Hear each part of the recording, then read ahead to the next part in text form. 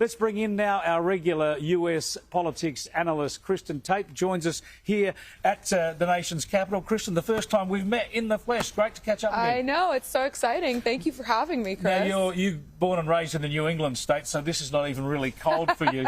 Tell us about the way it's changed the event tomorrow, the fact that it's going to have to be indoors. We miss out on that mass of people in the mall and the parade down Pennsylvania Avenue. Yes, it's definitely an optics change because ideally you would see just throngs of tens of thousands of people, hundreds of thousands of people actually. They sent out, I guess, 250,000 inauguration tickets for this thing.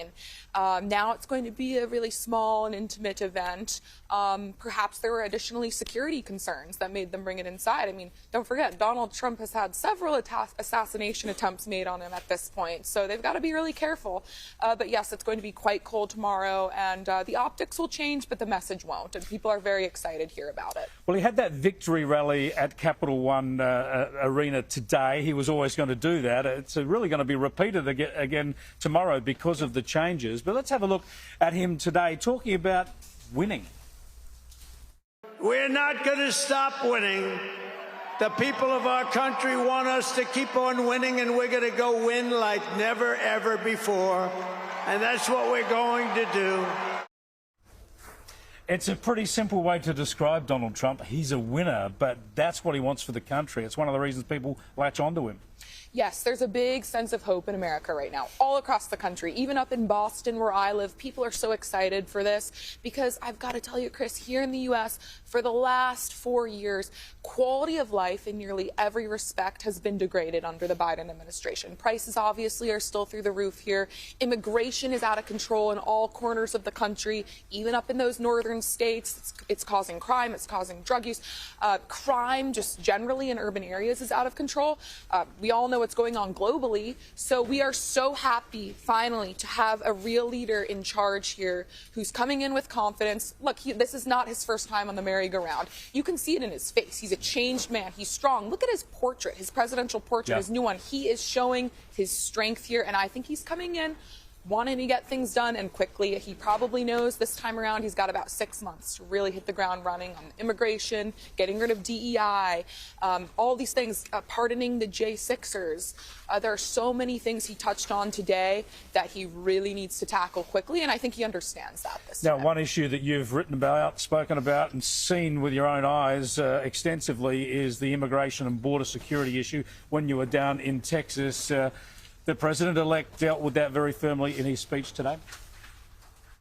The border security measures I will outline in my inaugural address tomorrow will be the most aggressive, sweeping effort to restore our borders the world has ever seen. You know, we had the best, safest border in the history of our country.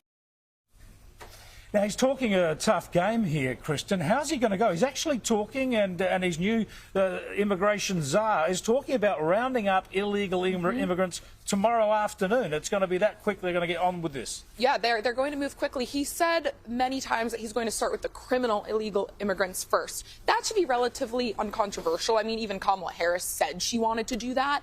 What will really show the resolve of this administration is if he goes further than that. And we have Tom Homan as the border czar. We have Stephen Miller, a real hardliner, as one of his top policy advisors. The question mark for me is Kristi Noem. She's the head of DHS now. She, I hope, has the strength to push this through because every step of the way there will be legal challenges with this. If they start doing workplace raids, which is a big way where they find these people, where they go into workplaces and start rounding up illegal immigrants, that is going to be challenged in court. And they need to stay strong and keep pressing through. It sounds like he's going to do that, and the resolve is there, but it's going to really shake things up. She's the former governor of South Dakota, a bit of a surprise pick. But look, the rally today, there's always something a little bit different with Donald Trump. How about look at this little episode with Elon Musk and his son, X. Come here, Elon. Did you see his rocket yesterday? It was captured. And X is with him. X. Come on, Elon, say a couple of words. Okay. Thank you, Mr. President. Sorry, little X just followed me on the stage here. He's a very enthusiastic supporter, as you can see. Woo! Yeah. Oh, it's a lot of good fun, Kristin. But I tell you what, this idea of the richest man in the country and the president sharing the stage like this, it's fraught with danger when you think of the task he's given to Elon Musk and the possible conflicts. Yes, I've written about this before. I have another piece about this coming out in the Hill newspaper tomorrow. This is a little bit scary. On one hand, Elon Musk was arguably the biggest asset to the Trump campaign. He donated tons of money to the re-election effort. Of course, he made X much more palatable to conservatives than Twitter was.